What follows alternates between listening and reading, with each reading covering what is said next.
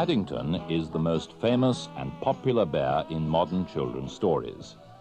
Since he first appeared in 1958, his creator, Michael Bond, has brought out many books recounting his adventures, and they've been published and translated and greatly enjoyed all over the world.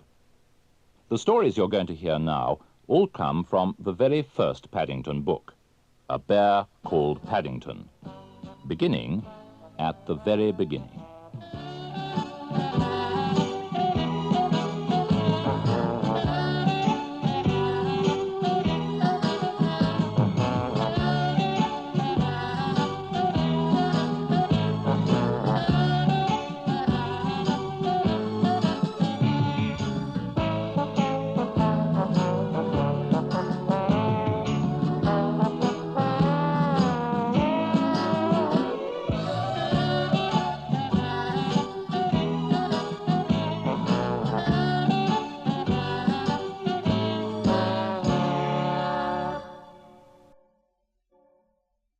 Mr. and Mrs. Brown first met Paddington on a railway platform. In fact, that was how he came to have such an unusual name for a bear, for Paddington was the name of the station. The Browns were there to meet their daughter Judy, who was coming home from school for the holidays. It was a warm summer day, and the station was crowded with people on their way to the seaside. Trains were whistling, taxis hooting, porters rushing about, shouting at one another, and altogether there was so much noise that Mr. Brown, who saw him first, had to tell his wife several times before she understood. "A bear? On Paddington Station?" Mrs. Brown looked at her husband in amazement.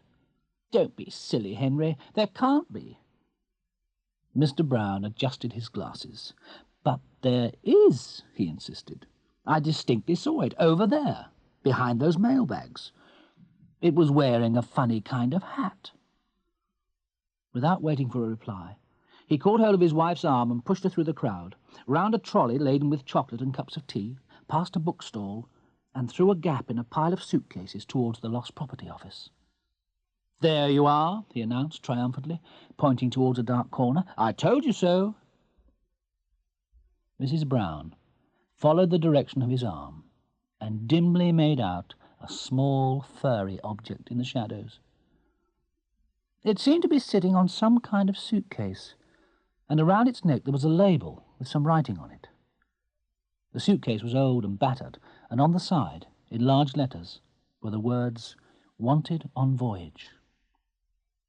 Mrs. Brown clutched at her husband. "Why, Henry," she exclaimed, "I believe you were right after all. It is a bear." She peered at it more closely.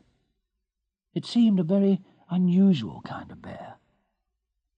It was brown in colour, a rather dirty brown, and it was wearing a most odd-looking hat, with a wide brim, just as Mr. Brown had said. From beneath the brim, two large round eyes stared back at her. Seeing that something was expected of it, the bear stood up and politely raised its hat, revealing two black ears. "Good afternoon," it said, in a small, clear voice. Good afternoon," replied Mr. Brown doubtfully. There was a moment of silence.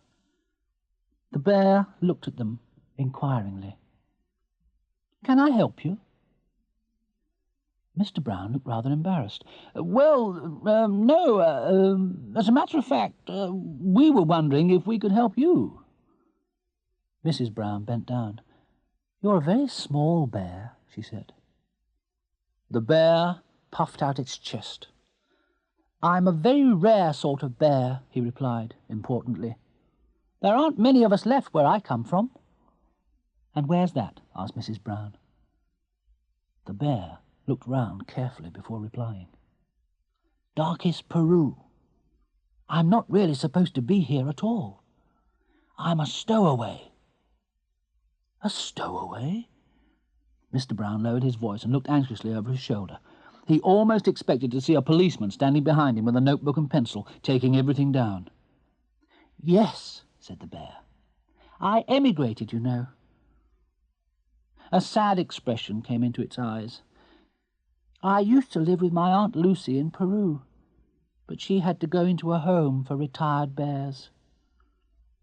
"You don't mean to say you've come all the way from South America by yourself?" exclaimed Mrs. Brown. The bear nodded. "Aunt Lucy always said she wanted me to emigrate when I was old enough. That's why she taught me to speak English." "But whatever did you do for food?" asked Mr. Brown. "You must be starving."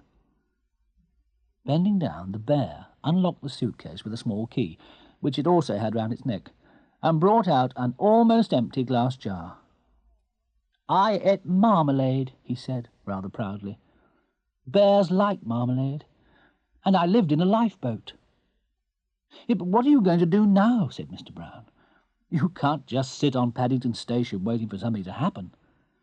"Oh, I shall be all right, I expect." The bear bent down to do up its case again. As he did so, Mrs. Brown caught a glimpse of the writing on the label.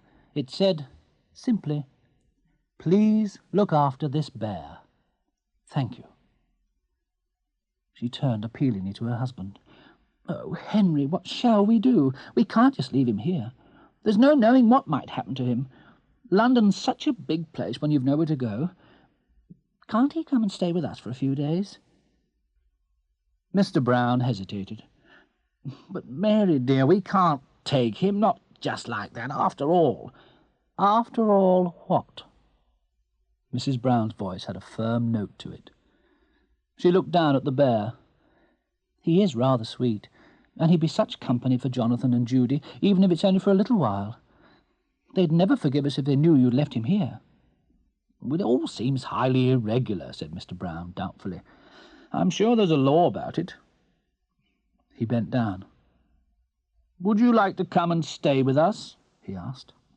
"And that is," he added hastily, not wishing to offend the bear, "if you've nothing else planned."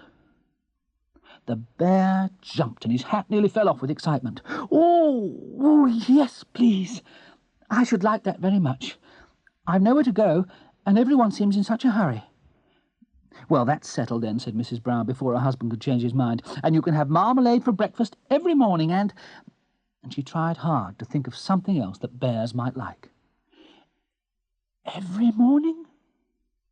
The bear looked as if it could hardly believe its ears. "I only had it on special occasions at home. Marmalade's very expensive in darkest Peru." "Then you shall have it every morning, starting tomorrow," continued Mrs. Brown, "and honey on Sunday." A worried expression came over the bear's face. "Will it cost very much?" he asked. "You see, I haven't very much money." "Of course not. We wouldn't dream of charging you anything. We shall expect you to be one of the family, shan't we, Henry?" Mrs. Brown looked at her husband for support. "Well, of course," said Mr. Brown. "By the way," he added, "if you are coming home with us, you'd better know our names. This is Mrs. Brown, and I'm Mr. Brown." The bear raised its hat politely, twice. "I haven't really got a name," he said. "Only a Peruvian one, which no one can understand." "Then we'd better give you an English one," said Mrs. Brown. "It'll make things much easier." She looked round the station for inspiration. "It ought to be something special," she said thoughtfully. As she spoke, an engine standing in one of the platforms gave a loud whistle and let off a cloud of steam. "I know what!" she exclaimed. "We found you on Paddington Station, so we'll call you Paddington." Paddington. The bear repeated it several times to make sure. "It seems a very long name." "Quite distinguished," said Mr. Brown. "Yes, I like Paddington as a name. Paddington it shall be."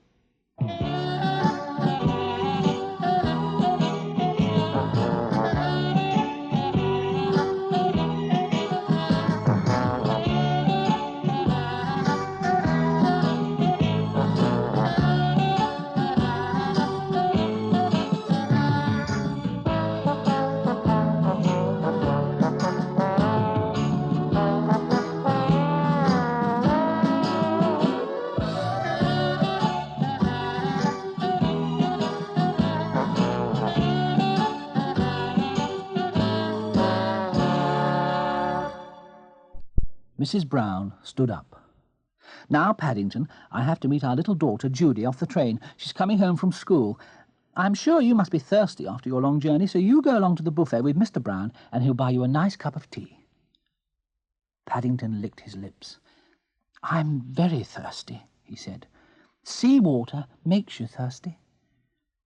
He picked up his suitcase, pulled his hat down firmly over his head, and waved a paw politely in the direction of the buffet. "After you, Mr. Brown." Oh, thank you, Paddington," said Mr. Brown. "Now, Henry, look after him," called Mrs. Brown after them. "And for goodness sake, when you get a moment, take that label off his neck. Makes him look like a parcel. I'm sure he'll get put in a luggage van or something if a porter sees him." The buffet was crowded when they entered, but Mr. Brown managed to find a table for two in a corner. By standing on a chair, Paddington could just rest his paws comfortably on the glass top. He looked around with interest while Mr. Brown went to fetch the tea.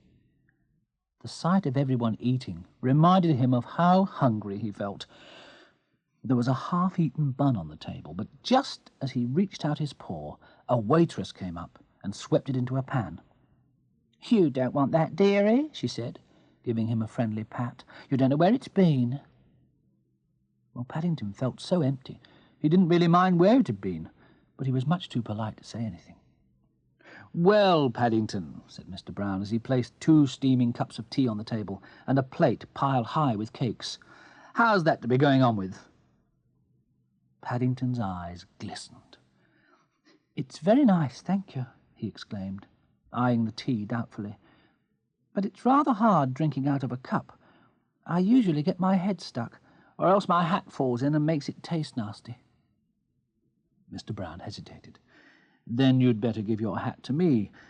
I'll pour the tea into a saucer for you. It's not really done in the best circles, but I'm sure no one will mind just this once." Paddington removed his hat and laid it carefully on the table while Mr. Brown poured out the tea. He looked hungrily at the cakes, in particular at a large cream and jam one, which Mr. Brown placed on a plate in front of him. "There you are, Paddington," he said. "I'm sorry they haven't any marmalade ones, but they were the best I could get." "I'm glad I emigrated," said Paddington, as he reached out a paw and pulled the plate nearer. "Do you think anyone would mind if I stood on the table to eat?" Before Mr. Brown could answer, he had climbed up and placed his right paw firmly on the bun. It was a very large bun, the biggest and stickiest Mr. Brown had been able to find, and in a matter of moments most of the inside found its way onto Paddington's whiskers. People started to nudge each other and began staring in their direction. Mr. Brown wished he'd chosen a plain, ordinary bun, but he wasn't very experienced in the ways of bears. He stirred his tea and looked out of the window, pretending he had tea with a bear on Paddington Station every day of his life. "Henry!" The sound of his wife's voice brought him back to earth with a start. "Henry, whatever are you doing to that poor bear? Look at him. He's covered all over with cream and jam." Mr. Brown jumped up in confusion. "He seemed rather hungry," he answered lamely. Mrs. Brown turned to her daughter. "This is what happens when I leave your father alone for 5 minutes." Judy clapped her hands excitedly. "Oh, Daddy, is he really going to stay with us?" "Well, if he does," said Mrs. Brown, "I can see someone other than your father will have to look after him. Just look at the mess he's in." Paddington, who all this time had been too interested in his bun to worry about what was going on, suddenly became aware that people were talking about him. He looked up to see that Mrs. Brown had been joined by a little girl with laughing blue eyes and long fair hair. He jumped up, meaning to raise his hat, and in his haste slipped on a patch of strawberry jam which somehow or other had found its way onto the glass tabletop. For a brief moment he had a dizzy impression of everything and everyone being upside down. He waved his paws wildly in the air, and then, before anyone could catch him, he somersaulted backwards and landed with a splash in his saucer of tea. He jumped up even quicker than he'd sat down because the tea was still very hot, and promptly stepped into Mr. Brown's cup. Judy threw back her head and laughed until the tears rolled down her face. "Oh, Mummy, isn't he funny?" she cried. Paddington, who didn't think it at all funny, stood for a moment with one foot on the table and the other in Mr. Brown's tea. There were large patches of white cream all over his face, and on his left ear there was a lump of strawberry jam. "You wouldn't think," said Mrs. Brown, "that anyone could get into such a state with just one bun." Mr. Brown coughed. He'd just caught the stern eye of a waitress on the other side of the counter. "Perhaps," he said, "we'd better go. I'll see if I can find a taxi." He picked up Judy's belongings and hurried outside. Paddington stepped gingerly off the table and, with a last look at the sticky remains of his bun, climbed down onto the floor. Judy took one of his paws. "Come along, Paddington. We'll take you home and you can have a nice hot bath, and then you can tell me all about South America. I'm sure you must have had lots of wonderful adventures." "I have," said Paddington earnestly. "Lots. Things are always happening to me. I'm that sort of bear."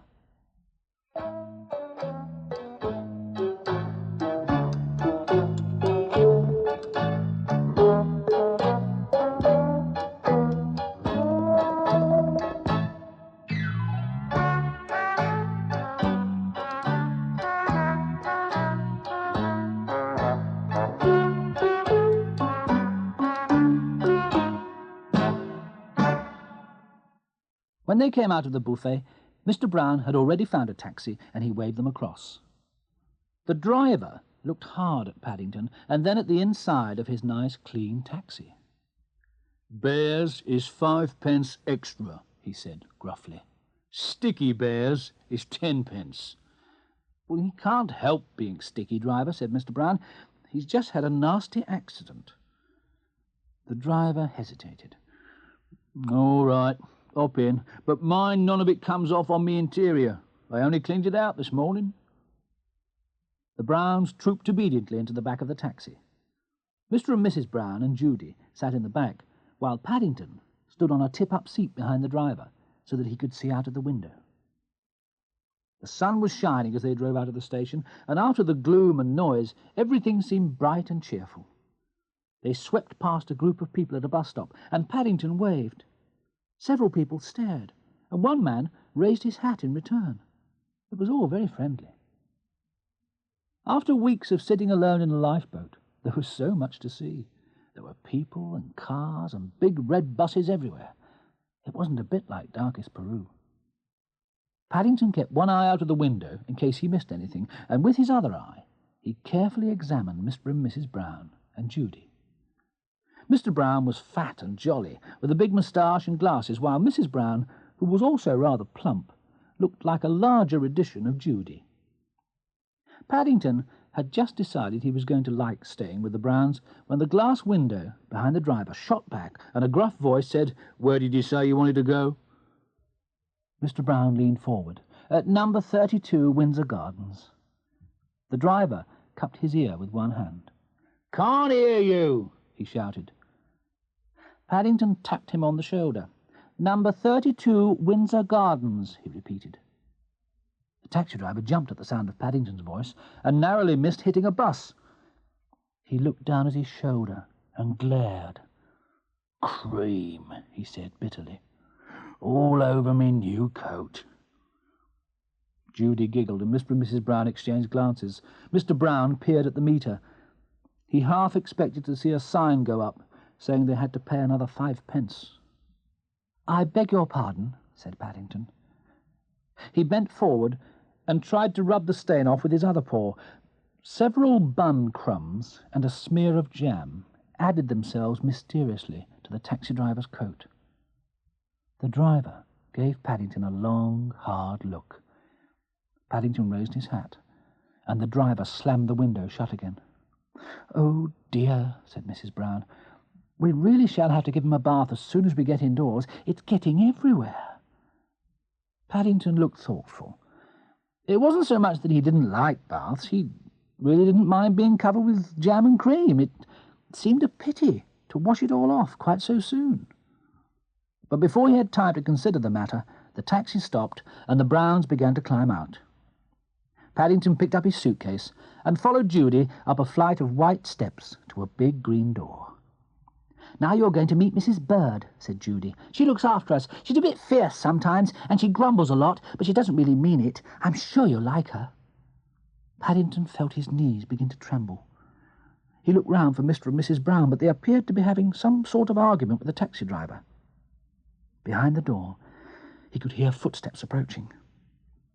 "I'm sure I shall like her, if you say so," he said, catching sight of his reflection on the brightly polished letterbox. "But will she like me?"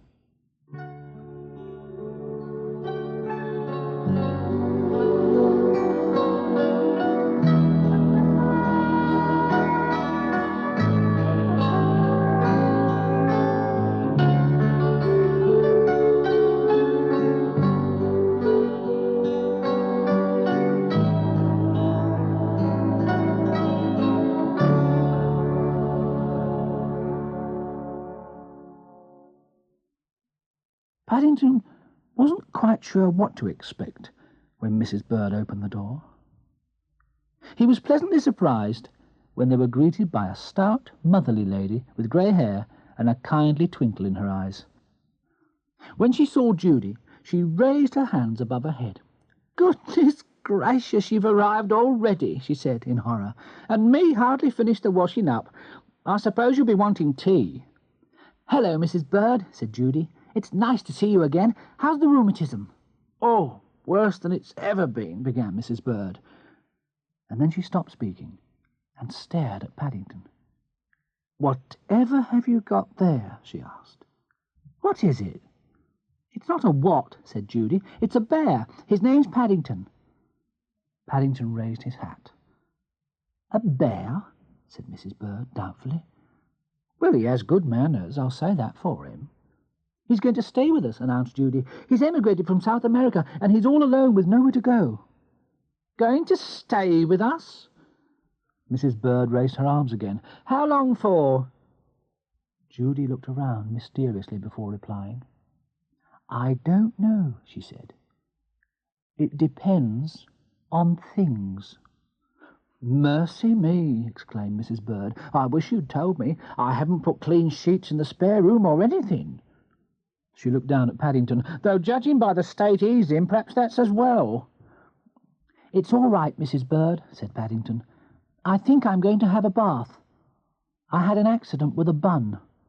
"Oh!" Mrs. Bird held the door open. "Oh! Well, in that case you'd best come in. Only mind the carpet, it's just been done." Judy took hold of Paddington's paw and squeezed. "She doesn't mind, really," she whispered. "I think she rather likes you." Paddington watched the retreating figure of Mrs. Bird. "She seems a bit fierce," he said. Mrs. Bird turned. "What was that you said?" Paddington jumped. He began. "Where was it you said you come from? Peru?" "That's right," said Paddington. "Darkest Peru." Mrs. Bird looked thoughtful for a moment. "Then I expect you like marmalade. I'd better get some more from the grocer." "There you are! What did I tell you?" cried Judy, as the door shut behind Mrs. Bird. "She does like you." "Fancy her knowing I like marmalade," said Paddington. "Mrs. Bird knows everything about everything," said Judy. "Now, you'd better come upstairs with me and I'll show you your room. It used to be mine when I was small. It has lots of pictures of bears round the wall, so I expect you'll feel at home." She led the way up a long flight of stairs, chattering all the time. Paddington followed closely behind, keeping carefully to the side so that he didn't have to tread on the carpet. "That's the bathroom," said Judy, "and that's my room. And that's Jonathan's. He's my brother. You'll meet him soon. And that's Mummy's and Daddy's." And she opened a door. "And this is going to be yours." Paddington nearly fell over with surprise when he followed her into the room. He'd never seen such a big one. There was a large bed with white sheets against one wall, and several big boxes, one with a mirror on it. Judy pulled open a drawer in one of the boxes. "This is called a chest of drawers," she said. "You'll be able to keep all your things in here." Paddington looked at the drawer, and then at his suitcase. "I don't seem to have very much. That's the trouble with being small. No one ever expects you to want things."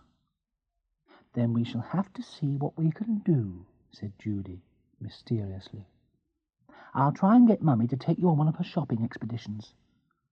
She knelt down beside him. "Let me help you unpack." "It's very kind of you." Paddington fumbled with the lock. "But I don't think there's much to help me with. There's a jar of marmalade, only there's hardly any left now, and what there is tastes of seaweed. And my scrapbook. And some centavos. They're a sort of South American penny." "Gosh," said Judy. "I've never seen any of those before. Aren't they bright?" "Oh, I keep them polished," said Paddington. "I don't spend them." He pulled out a tattered photograph. "And that's a picture of my Aunt Lucy. She had it taken just before she went into the home for retired bears in Lima." "She looks very nice," said Judy, "and very wise." Seeing that Paddington had a sad, faraway look in his eyes, she added hastily, "Well, I'm going to leave you now, so you can have your bath and come down nice and clean. You'll find 2 taps, one marked hot and one marked cold. There's plenty of soap and a clean towel. Oh, and a brush, so that you can scrub your back." "It sounds very complicated," said Paddington. "Can't I just sit in a puddle or something?" Judy laughed. "Somehow I don't think Mrs. Bird would approve of that. And don't forget to wash your ears. They look awfully black." "They're meant to be black," Paddington called indignantly as Judy shut the door.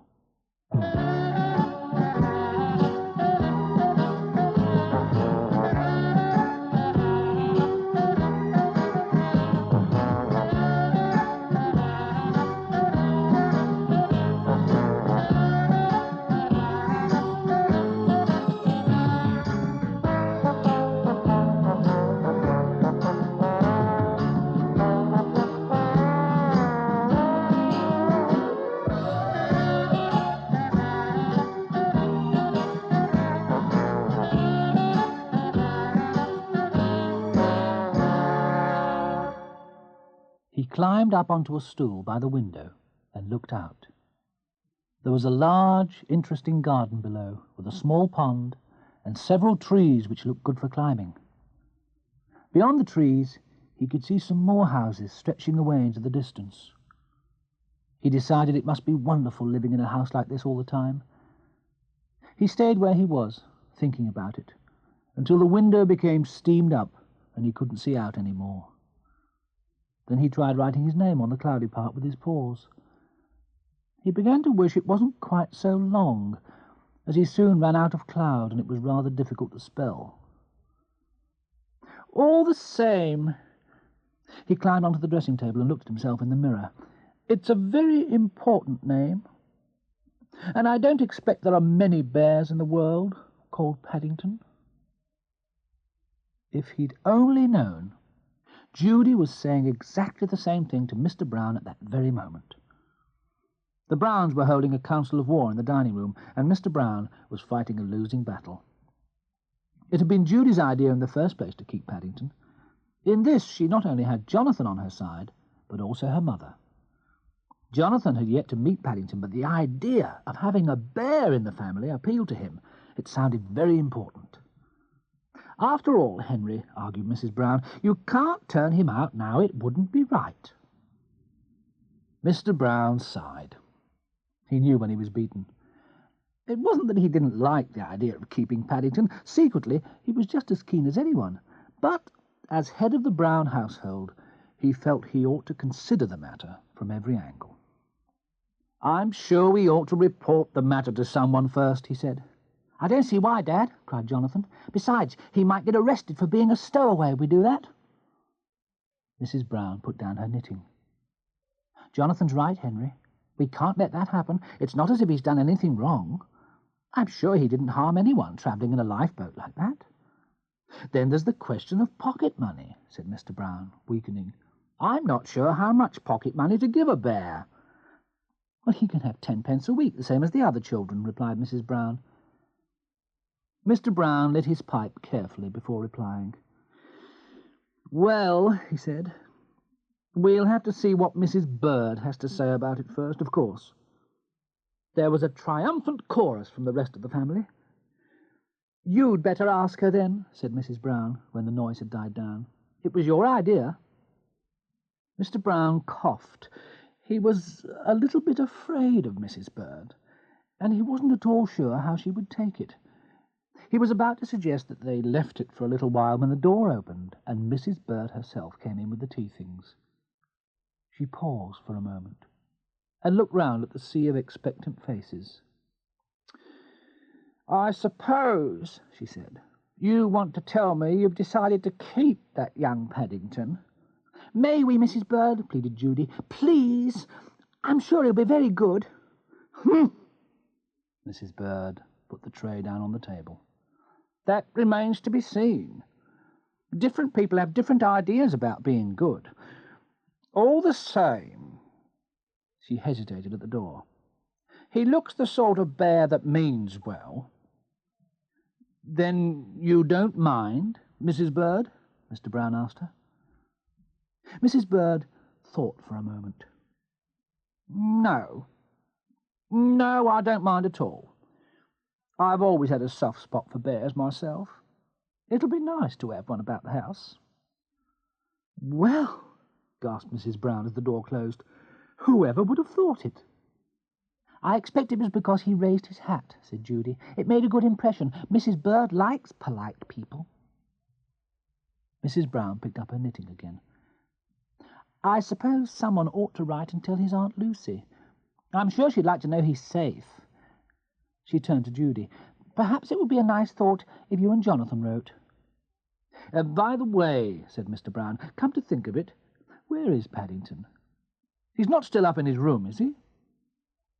Judy looked up from the writing desk where she was searching for some notepaper. "Oh, he's all right. He's just having a bath." "A bath?" Mrs. Brown's face took on a worried expression. "He's rather small to be having a bath all by himself." "Now, don't fuss so, Mary," grumbled Mr. Brown, settling himself down in the armchair with the newspaper. "He's probably having the time of his life."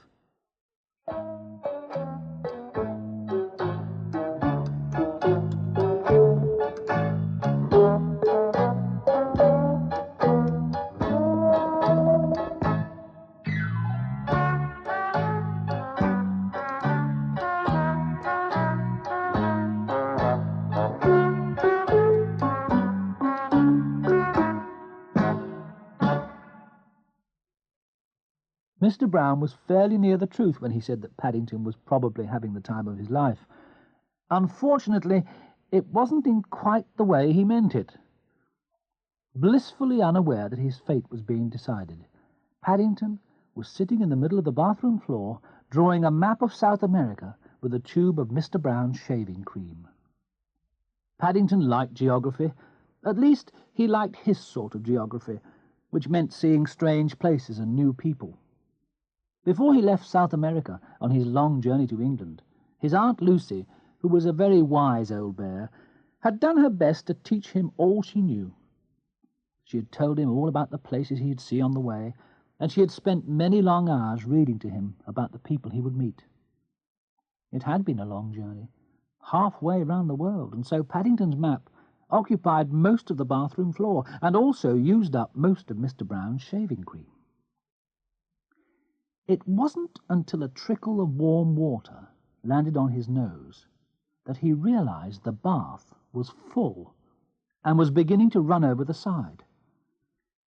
With a sigh, he climbed up onto the side of the bath, closed his eyes, held his nose with one paw, and jumped. The water was hot and soapy and much deeper than he'd expected. In fact, he had to stand on tiptoe even to keep his nose above the surface. It was then that he had a nasty shock. It's one thing getting into a bath, it's quite another matter getting out, especially when the water comes up to your nose and the sides are slippery and your eyes are full of soap. He couldn't even see to turn the taps off. He tried calling out help, first in quite a quiet voice, and then very loudly. "Help! Help!" He waited for a few moments, but no one came. Suddenly, he had an idea. What a good thing he was still wearing his hat. He took it off and began bailing out the water. There were several holes in the hat because it was a very old one that had once belonged to his uncle. But if the water didn't get much less, at least it didn't get any more.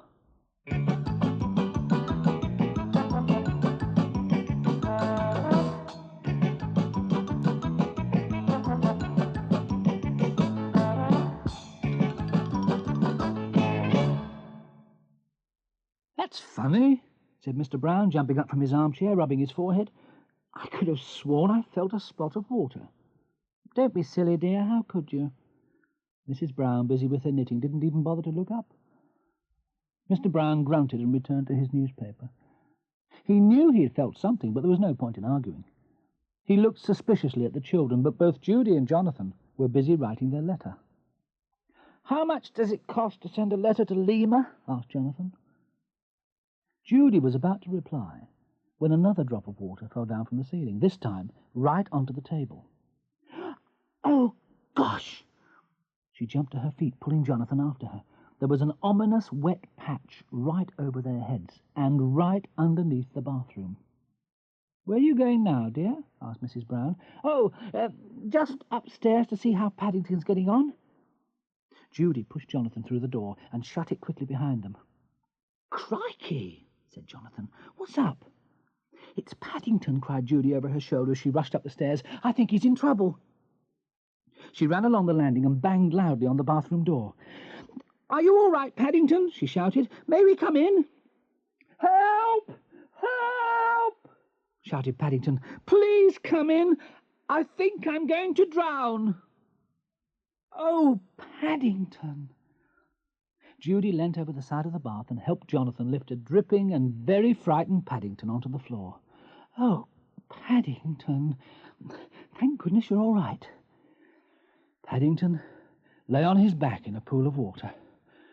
"Oh, what a good job I had my hat," he panted. "Aunt Lucy told me never to be without it." "But why on earth didn't you pull the plug out, you silly?" said Judy. "Oh!" Paddington looked crestfallen. I never thought of that." Jonathan looked admiringly at Paddington. "Crikey!" he said. "Fancy you making all this mess! Even I've never made as much mess as this." Paddington sat up and looked round. The whole of the bathroom floor was covered in a sort of white foam where the hot water had landed on his map of South America. "It is a bit untidy," he admitted. "I don't really know how it got like that." "Untidy?"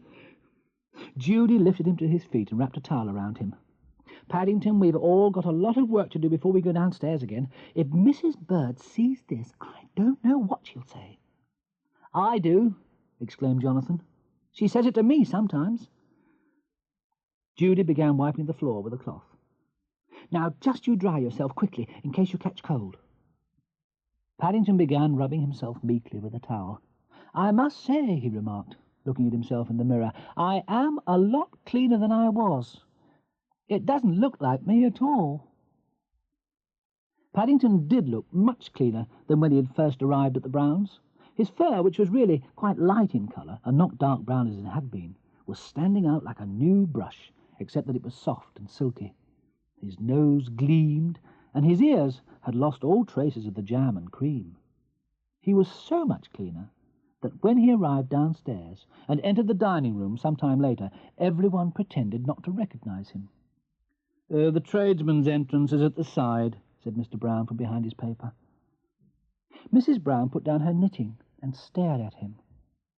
"I think you must have come to the wrong house," she said. "This is number 32, not 34. Even Jonathan and Judy agreed there must be some mistake. Paddington began to get quite worried, until they all burst out laughing and said how nice he looked now that he was brushed and combed and respectable. They made room for him in a small armchair by the fire, and Mrs. Bird came in with another pot of tea and a plate of hot buttered toast. "Now, Paddington," said Mr. Brown when they were all settled, "suppose you tell us all about yourself and how you came to Britain." Paddington settled back in his armchair, wiped a smear of butter carefully from his whiskers, put his paws behind his head and stretched out his toes towards the fire. He liked an audience, especially when he was warm and the world seemed such a nice place. "I was brought up in darkest Peru," he began, "by my Aunt Lucy. She's the one that lives in a home for retired bears in Lima." He closed his eyes thoughtfully. A hush fell over the room, and everyone waited expectantly.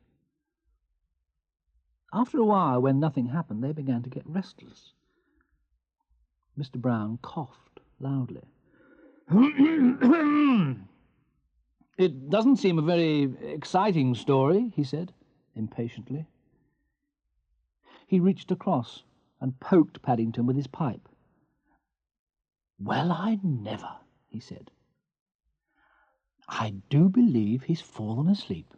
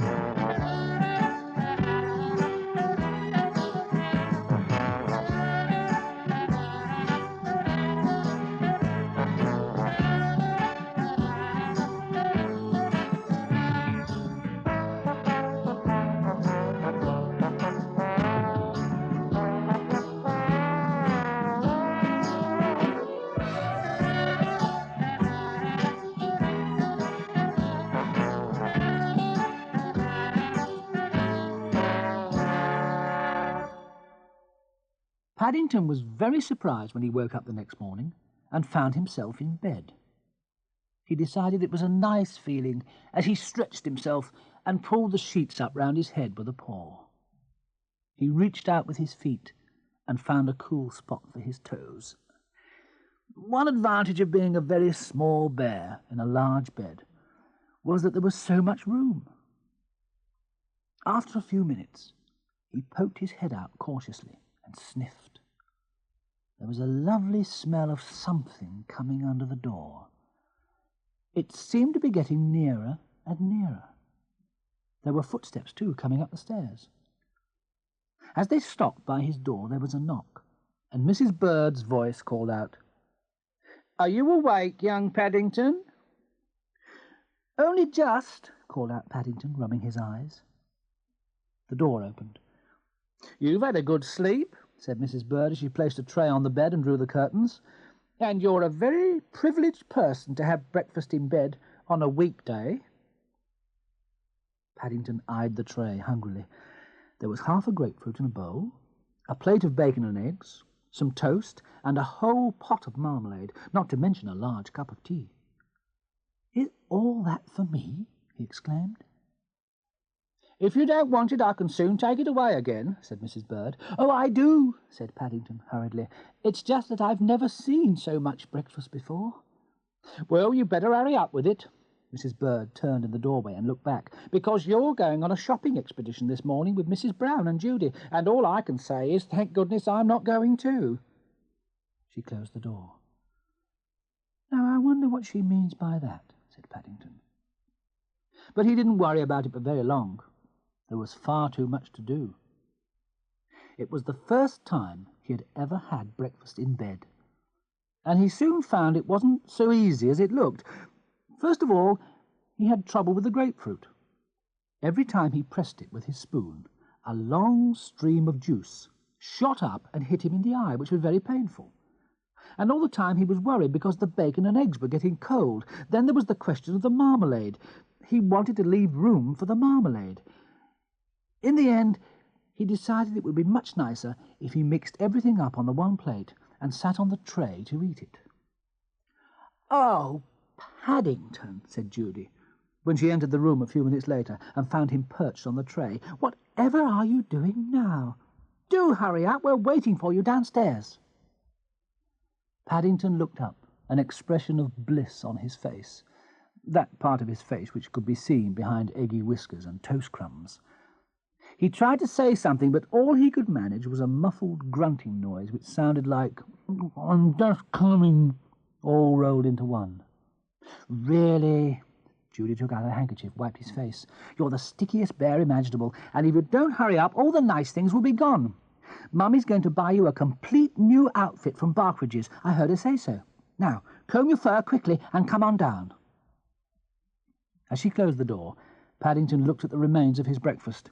Most of it was gone, but there was a large piece of bacon left, which it seemed a pity to waste. He decided to put it into his suitcase in case he got hungry later on. He hurried into the bathroom and rubbed his face over with some warm water. Then he combed his whiskers carefully, and a few moments later, not looking perhaps as clean as he had done the evening before, but quite smart, he arrived downstairs. "I hope you're not wearing that hat," said Mrs. Brown as she looked down at him. "Oh, do let him, Mummy," cried Judy. "It's so unusual." "It's unusual, all right," said Mrs. Brown. "I don't know that I've ever seen anything quite like it before. It's such a funny shape. I don't know what you'd call it." "It's a bush hat," said Paddington proudly, "and it saved my life." "Saved your life?" repeated Mrs. Brown. "Don't be silly. How could a hat save your life?" Paddington was about to tell her of his adventure in the bath the evening before when he received a nudge from Judy. She shook her head. It's a long story," he said lamely. "Then you'd better save it for another time," said Mrs. Brown. "Now come along, both of you." Paddington picked up his suitcase and followed Mrs. Brown and Judy to the front door. By the door, Mrs. Brown paused and sniffed. "That's very strange," she said. "There seems to be a smell of bacon everywhere this morning. Can you smell it, Paddington?" Paddington started. He put the suitcase guiltily behind himself and sniffed. He had several expressions which he kept for emergencies. There was his thoughtful expression, when he stared into space and rested his chin on a paw. Then there was his innocent one, which wasn't really an expression at all. He decided to use this one. "It's very strong," he said, truthfully, for he was a truthful bear. And then he added, perhaps not quite so truthfully, "I wonder where it's coming from." "If I were you," whispered Judy, as they walked along the road towards the tube station, "I should be more careful in future when you pack your suitcase." Paddington looked down. A large piece of bacon stuck out of the side of his case and was trailing on the pavement. "Shoo!" cried Mrs. Brown, as a grubby-looking dog came bounding across the road. Paddington waved his suitcase. "Go away, dog," he said sternly. The dog licked its lips, and Paddington glanced anxiously over his shoulder as he hurried on, keeping close behind Mrs. Brown and Judy. "Oh, dear," said Mrs. Brown, "I have a funny feeling about today, as if things are going to happen. Do you ever have that feeling, Paddington?" Paddington considered for a moment. "Sometimes," he said, vaguely, as they entered the station.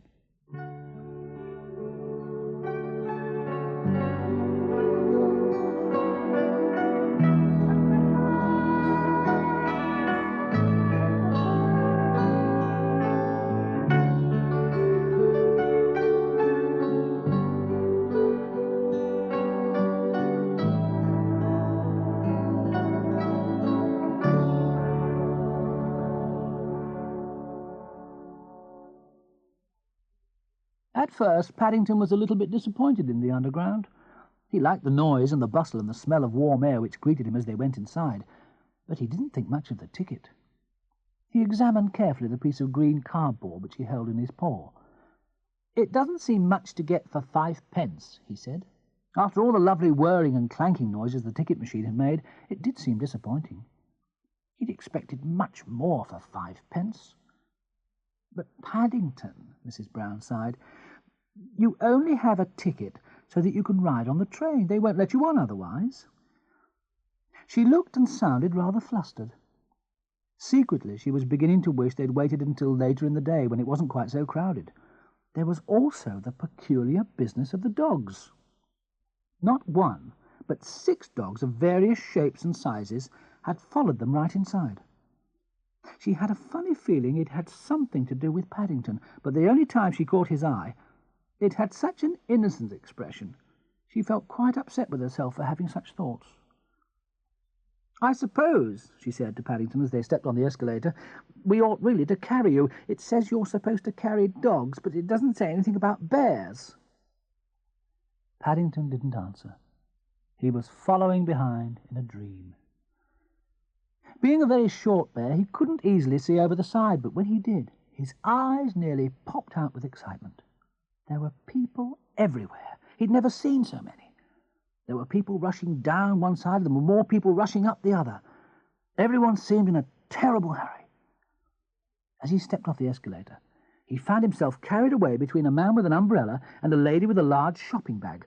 By the time he managed to push his way free, both Mrs. Brown and Judy had completely disappeared.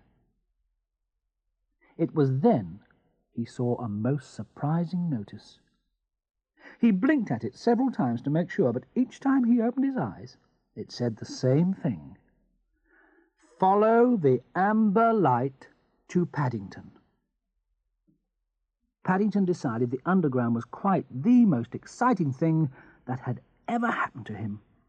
He turned and trotted down the corridor, following the amber lights, until he met another crowd of people who were queuing for the up escalator. "Here, here," said the man at the top as he examined Paddington's ticket. "What's all this? You haven't been anywhere yet." "I know," said Paddington unhappily.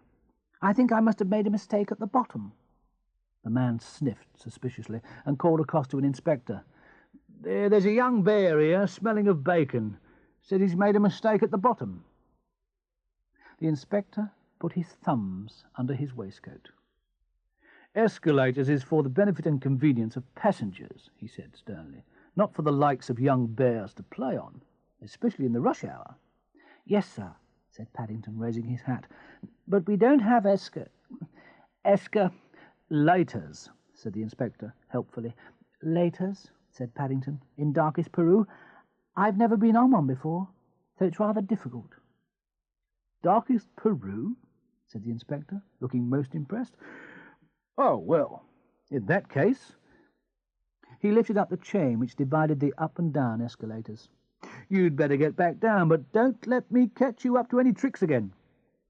"Thank you very much," said Paddington gratefully, as he ducked under the chain. "It's very kind of you, I'm sure."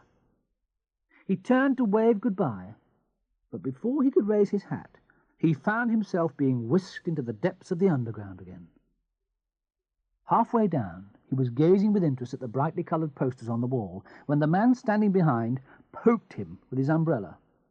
"There's someone calling you," he said. Paddington looked round and was just in time to see Mrs. Brown and Judy pass by on their way up.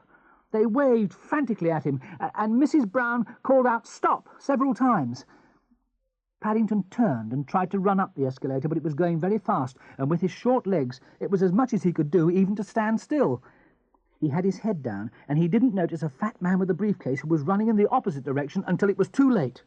There was a roar of rage from the fat man, and he toppled over and grabbed at several other people. Then Paddington felt himself falling. He went bump, bump, bump, all the way down before he shot off the end and finally skidded to a stop by the wall.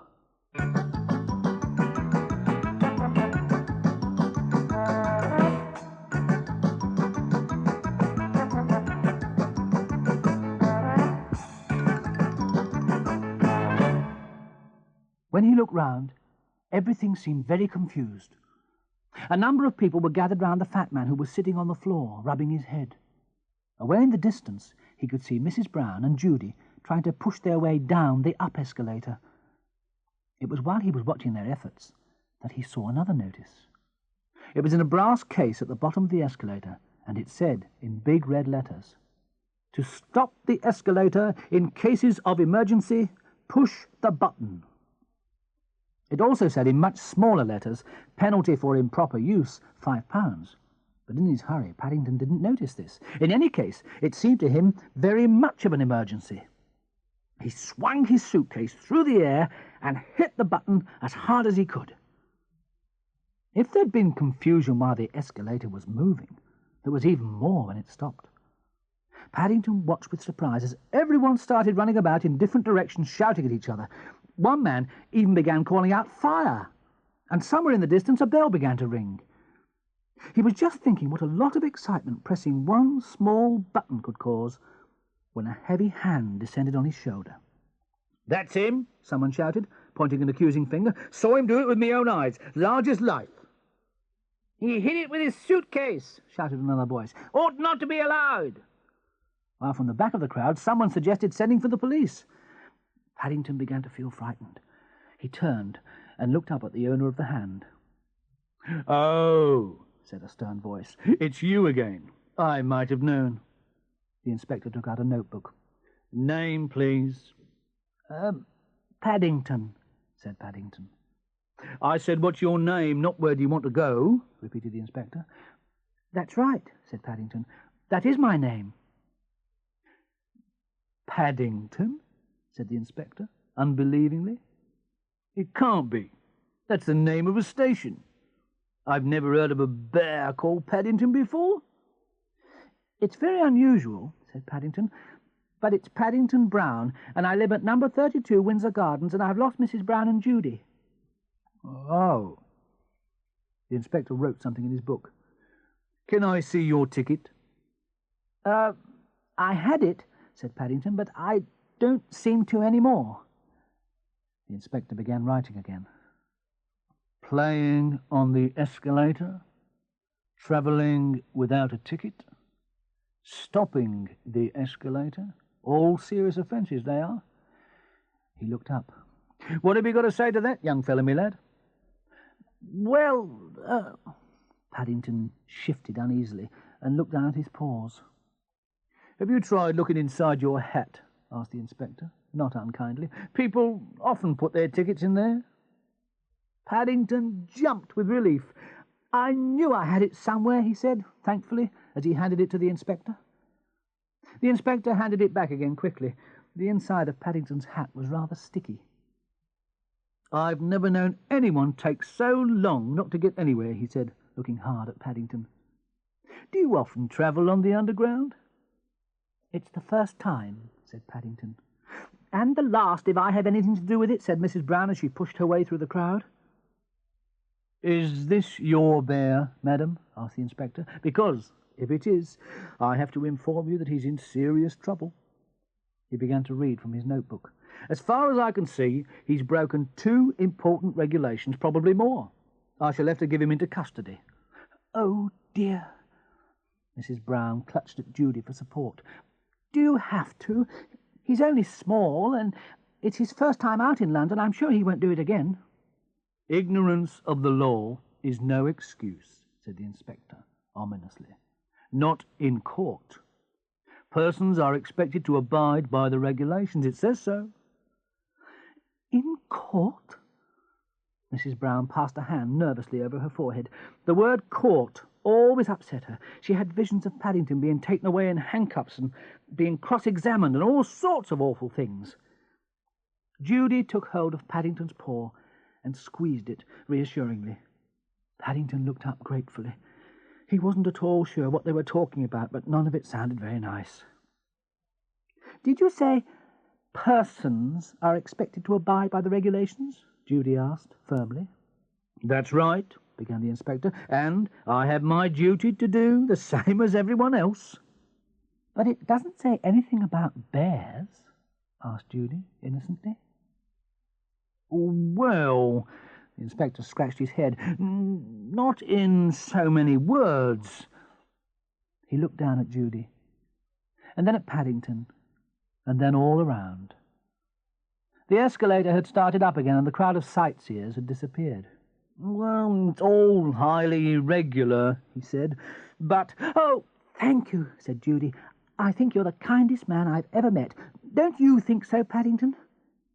Paddington nodded his head vigorously, and the inspector blushed.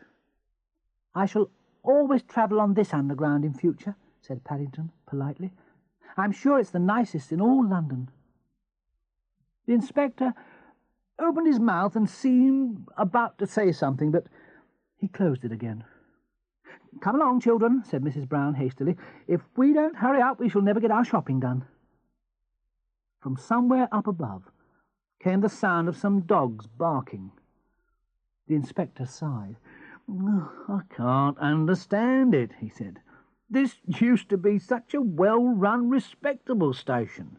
Now look at it." He stared after the retreating figures of Mrs. Brown and Judy, with Paddington bringing up the rear, and then he rubbed his eyes. "That's funny," he said, more to himself. I must be seeing things. I could have sworn that bear had some bacon sticking out of his case." He shrugged his shoulders. There were more important things to worry about. Judging by the noise coming from the top of the escalator, there was some sort of dogfight going on. It needed investigating.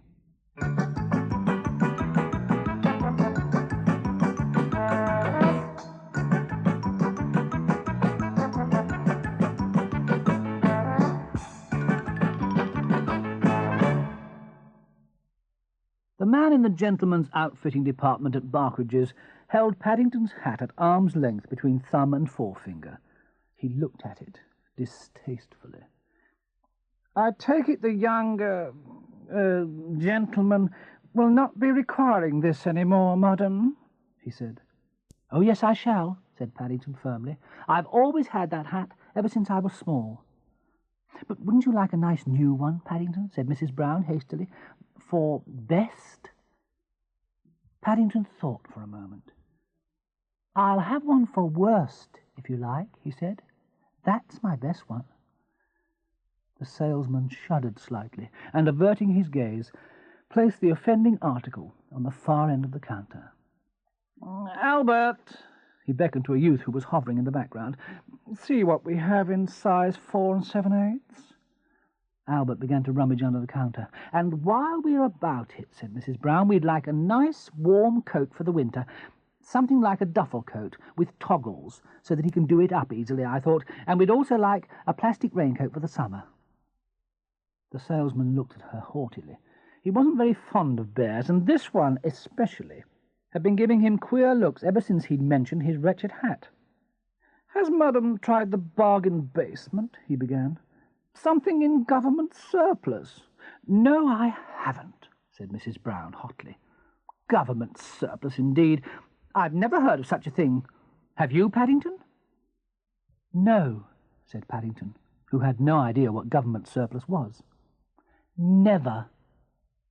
He stared hard at the man, who looked away uneasily.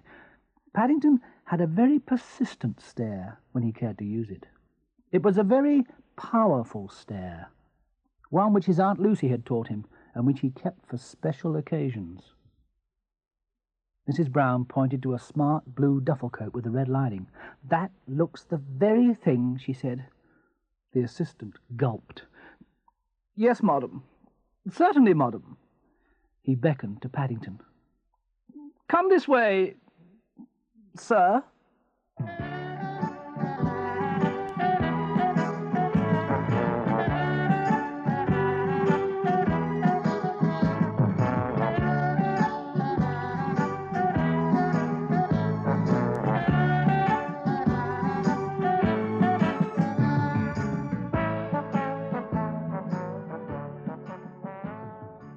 Paddington followed the assistant, keeping about 2 feet behind him and staring very hard.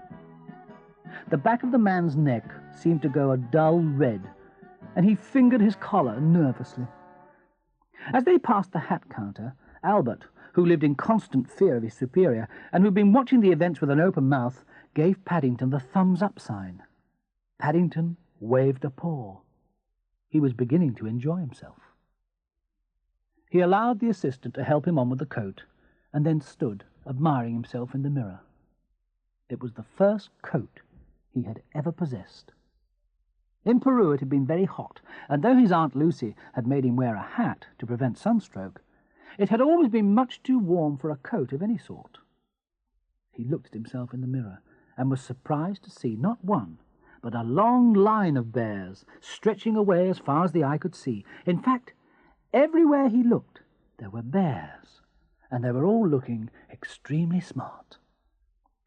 "Isn't the hood a trifle large?" asked Mrs. Brown anxiously.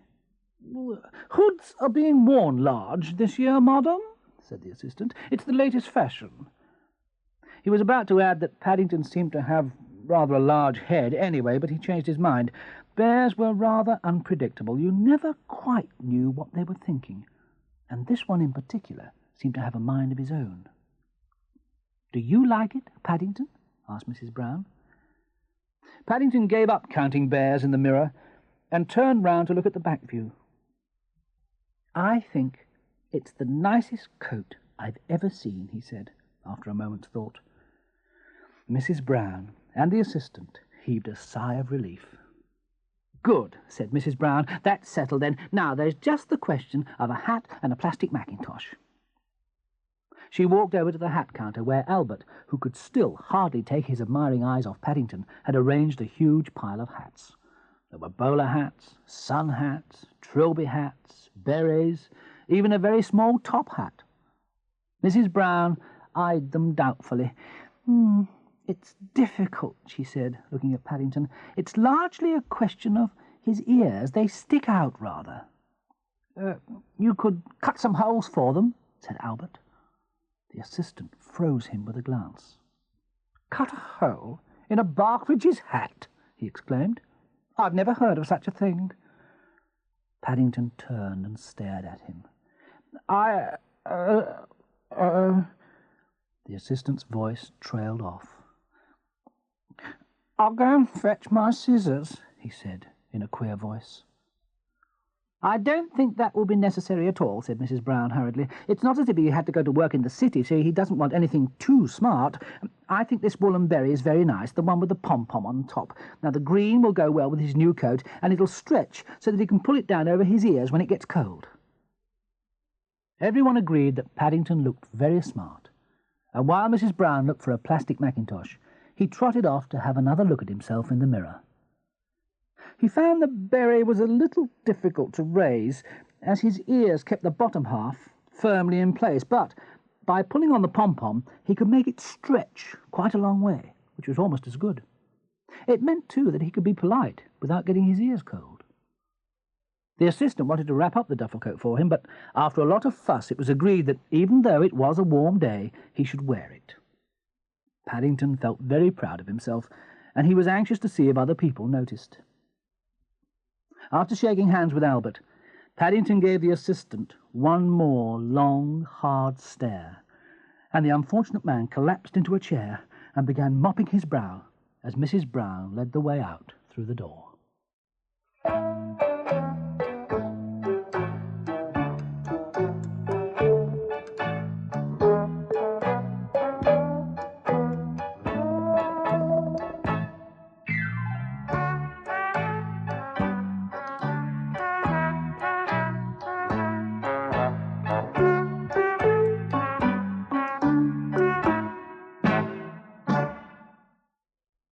Barkridges was a large shop, and it even had its own escalator as well as several lifts. Mrs. Brown hesitated at the door, and then took Paddington's paw firmly in her hand and led him towards the lift. She'd had enough of escalators for one day. But to Paddington, everything was new, or almost everything, and he liked trying strange things. After a few seconds, he decided quite definitely that he preferred riding on an escalator. They were nice and smooth, but lifts! To start with, it was full of people carrying parcels, and all so busy they had not time to notice a small bear. One woman even rested her shopping bag on his head, and seemed quite surprised when Paddington pushed it off. And then, suddenly, half of him seemed to fall away while the other half stayed where it was. Just as he got used to that feeling, the second half of him caught up again, and even overtook the first half before the doors opened.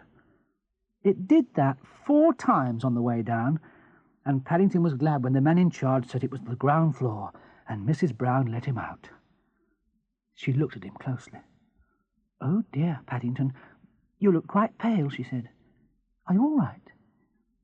"I feel sick," said Paddington. "I don't like lifts, and I wish I hadn't had such a big breakfast." "Oh dear." Mrs. Brown looked around. Judy, who had gone off to do some shopping of her own, was nowhere to be seen.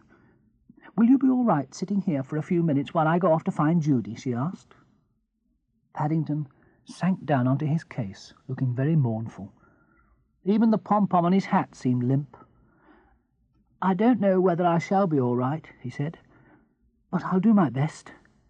"I'll be as quick as I can," said Mrs. Brown. "Then we can take a taxi home for lunch."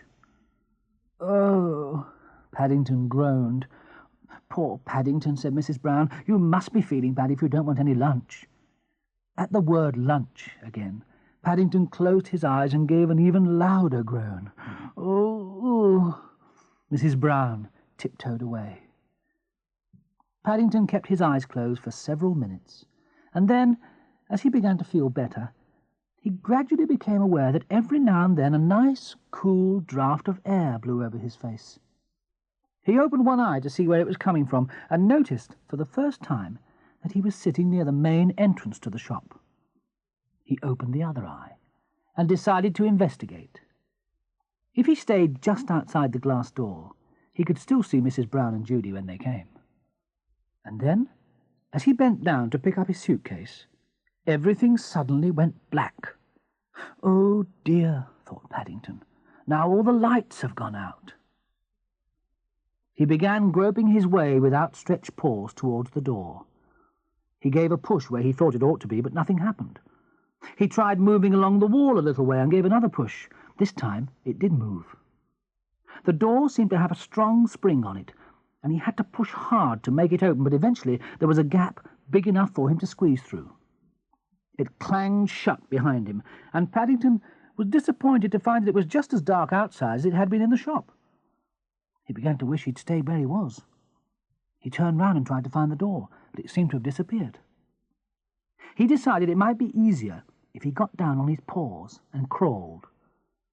He went a little way like this, and then his head came up against something hard. He tried to push it to one side with his paw, and it moved slightly, so he pushed again. Suddenly, there was a noise like thunder, and before he knew where he was, a whole mountain of things began to fall on him. It felt as if the whole sky had fallen in. Everything went quiet, and he lay where he was for a few minutes with his eyes tightly shut, hardly daring to breathe. From a long way away, he could hear voices, and once or twice it sounded as if someone was banging on a window. He opened one eye carefully, and was surprised to find the light had come on again. At least, sheepishly, he pushed the hood of his duffel coat up over his head. They hadn't gone out at all. His hood must have fallen over his head when he bent down inside the shop to pick up his case.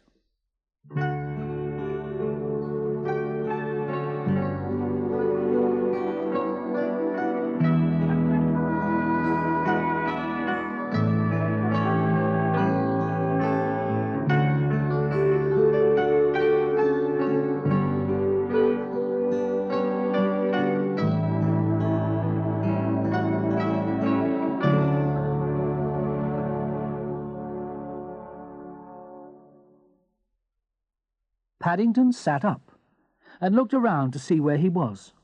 He felt much better now. Somewhat to his astonishment, he found he was sitting in a small room in the middle of which was a great pile of tins and basins and bowls. He rubbed his eyes and stared, round-eyed, at the sight. Behind him there was a wall with a door in it, and in front of him there was a large window. On the other side of the window there was a large crowd of people pushing one another and pointing in his direction. Paddington decided with pleasure that they must be pointing at him.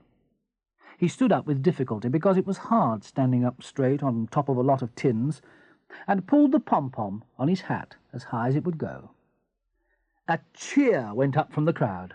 Paddington gave a bow, waved several times, and then started to examine the damage all around him. For a moment, he wasn't quite sure where he was, and then it came to him. Instead of going out into the street, he must have opened a door leading to one of the shop windows. Paddington was an observant bear, and since he'd arrived in London, he'd noticed lots of these shop windows. They were very interesting. They always had so many things inside them to look at. Once he'd seen a man working in one, piling tin cans and boxes on top of each other to make a pyramid. He remembered deciding at the time what a nice job it must be. He looked round thoughtfully. "Oh dear," he said to the world in general, "I'm in trouble again." If he'd knocked all these things down, as he supposed he must have done, someone was going to be cross. People weren't very good at having things explained to them, and it was going to be difficult explaining how his duffel coat hood had fallen over his head. He bent down and began to pick up the things. There were some glass shelves lying on the floor where they'd fallen. It was getting warm inside the window, so he took off his duffel coat and hung it carefully on a nail. Then he picked up a glass shelf and tried balancing it on top of some tins. It seemed to work, so he put some more tins and a washing-up bowl on top of that. It was rather wobbly, but he stood back and examined it. Yes, it looked quite nice. There was an encouraging round of applause from outside. Paddington waved a paw at the crowd and picked up another shelf.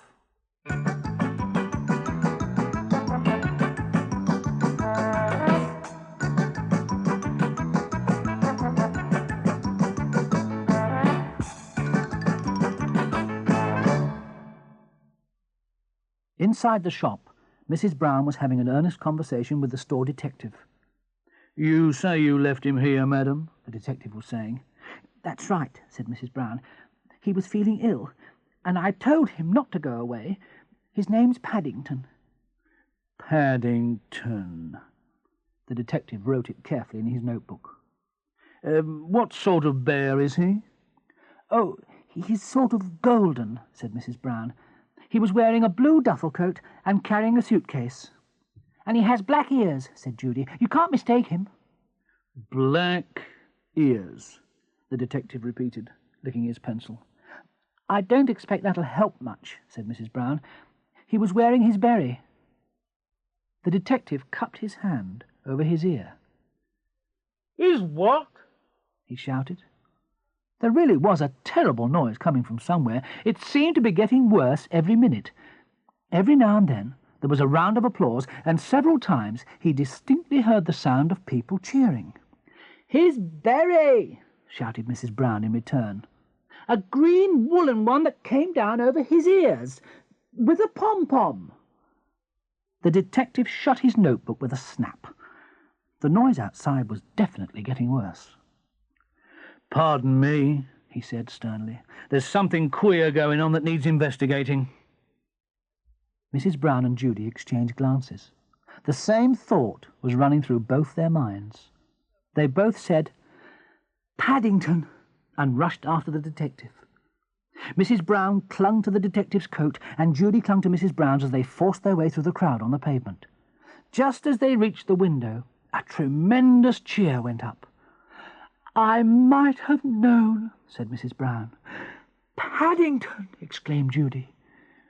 Paddington had just reached the top of his pyramid. At least, it had started off to be a pyramid, but it wasn't really. It wasn't any particular shape at all, and it was very rickety. Having placed the last tin on the top, Paddington was in trouble. He wanted to get down, but he couldn't. He reached out a paw, and the mountain began to wobble. Paddington clung helplessly to the tins, swaying to and fro, watched by a fascinated audience, and then, without any warning, the whole lot collapsed again. Only this time, Paddington was on top and not underneath. A groan of disappointment went up from the crowd. "Best thing I've seen in years," said a man in the crowd to Mrs. Brown. "Blessed if I know how they think these things up." "Will you do it again, Mummy?" asked a small boy. "I don't think so, dear," said his mother. "I think he's finished for the day." She pointed to the window where the detective was removing a sorry-looking Paddington. Mrs. Brown hurried back to the entrance, followed by Judy.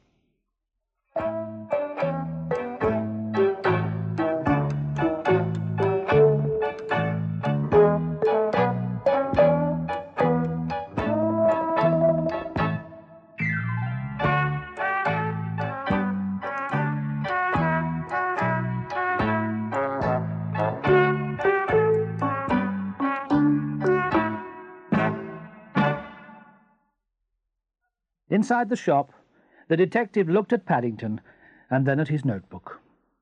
"Blue duffel coat," he said. "Green woolen berry." He pulled the berry off. "Black ears. I know who you are," he said grimly. "You're Paddington." Paddington nearly fell backwards with astonishment. "However did you know that?" he said. "I'm a detective," said the man. "It's my job to know these things. We're always on the lookout for criminals." "But I'm not a criminal," said Paddington hotly. "I'm a bear. Besides, I was only tidying up the window." "Tidying up the window?" the detective spluttered. "I don't know what Mr. Perkins will have to say. He only dressed it this morning." Paddington looked round uneasily. He could see Mrs. Brown and Judy hurrying towards him. In fact, there were several people coming his way, including an important-looking man in a black coat and striped trousers. They all reached him at the same time, and all began talking together. Paddington sat down on his case and watched them. There were times when it was much better to keep quiet, and this was one of them. In the end, it was the important-looking man who won, because he had the loudest voice and kept on talking when everyone else had finished. To Paddington's surprise, he reached down, took hold of his paw, and started to shake it so hard he thought it was going to drop off. "Delighted to know you, Bear," he boomed. "Delighted to know you, and congratulations." "That's all right," said Paddington, doubtfully. He didn't know why, but the man seemed very pleased. The man turned to Mrs. Brown. "You say his name's Paddington?" "That's right," said Mrs. Brown, "and I'm sure he didn't mean any harm." "Harm?" The man looked at Mrs. Brown in amazement. "Did you say harm? My dear lady, through the action of this bear, we've had the biggest crowd in years. Our telephone hasn't stopped ringing." He waved towards the entrance to the store. "And still they come." He placed his hand on Paddington's head. "Barkridges," he said. "Barkridges is grateful." He waved his other hand for silence. "We should like to show our gratitude. If there is anything in the store you would like—" Paddington's eyes gleamed. He knew just what he wanted. He'd seen it on their way up to the outfitting department. It had been standing all by itself on a counter in the food store. The biggest one he'd ever seen. Almost as big as himself. "Please," he said, "I'd like one of those jars of marmalade. One of the big ones." If the manager of Barkridges felt surprised, he didn't show it. He stood respectfully to one side by the entrance to the lift. "Marmalade it shall be," he said, pressing the button. "I think," said Paddington, "if you don't mind, I'd rather use the stairs."